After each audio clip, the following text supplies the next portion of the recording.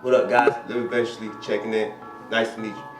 Do you know that 56% of Americans cannot cover a $1,000 emergency expense? Do you know what that means? Well, we're here to help you guys today save $1,000. Quick, easy, simple way to do it.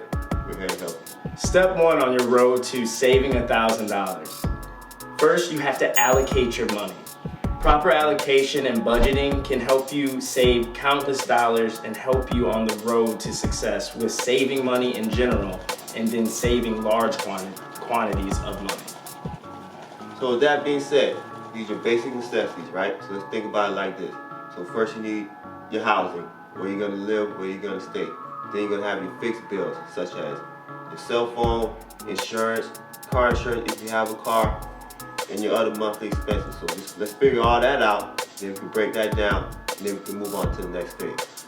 For example, guys, so if you're making about, let's say, put you at $3,000 a month, your housing should not be more than $900 a month.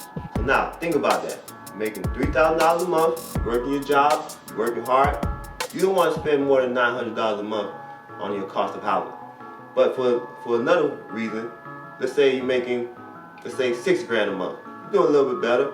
Not balling, but you ain't in the poorhouse either. You can spend a little bit more, let's say $1,800 a month. Now, just because you can spend $1,800 a month, should you spend $1,800 a month? Now think about it. We're trying to get to the point where you have an abundance of savings, so that way you're not pressed for anything bad to happen to you. You'll be able to handle yourself and handle all emergencies. If in case an emergency was to happen, if an emergency doesn't happen, you can take that money and put it in stocks, investments, but we'll talk about that at another time. Another big gaping hole that we find is that food. Food is a huge deterrent on stopping you from saving money. One thing you have to ask yourself is, am I spending too much money on eating out or groceries? So a lot of us enjoy eating out. The Sheik here, Well Done Don, he likes his steak well done, and we won't get into that because that's a waste of money in itself. But wasting your money on eating out every day, spending a lot of money at bars, clubs, and things like that are huge deterrents, and they stop you from saving an ample amount of money where you could put towards something else or have even an emergency fund in case something goes wrong in life. So you have to look at how much you're spending on alcohol or food or partying or whatever it may be and cut back. Meal prepping is a huge way that you can save costs in that realm of allocation. Be smart about it, guys. We get it. You're young, you're gonna live life, but do you really need to go to Cheesecake Factory? Maybe you should just go to Applebee's.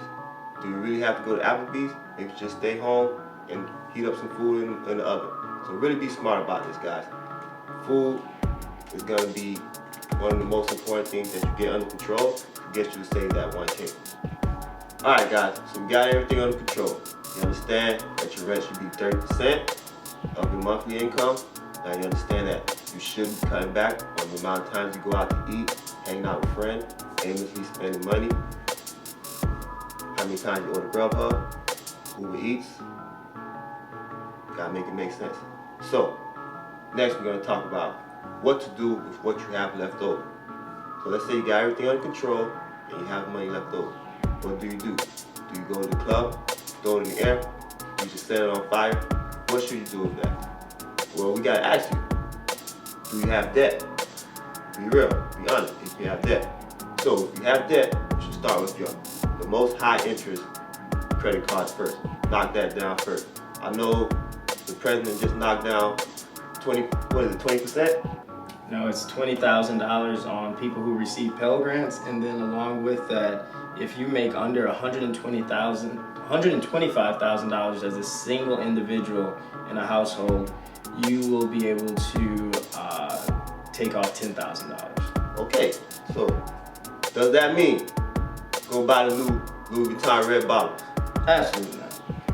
Does that mean go book a first class flight to Dubai? Hell no. Does that mean you should go ahead and get the brand new Off-White J's that's dropping in the next couple of months? That's kind of nice, but absolutely not.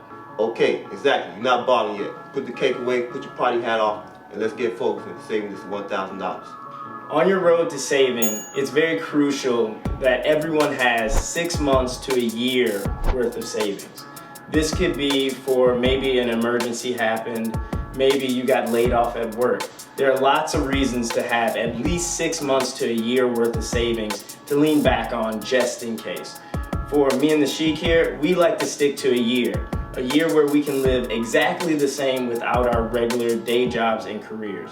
This is crucial, this is big, this can help save you a lot of heartache and a lot of painful agony in the long run. Alright guys, so we laid it out for you. So, I challenge you, we challenge you to save 1K by the end of the year. Okay? We're rolling into September pretty soon. So we want to see how many people we can get to save 1K by the end of the year. Remember, like, comment, subscribe below. Live adventurously. The world is yours. Peace and love.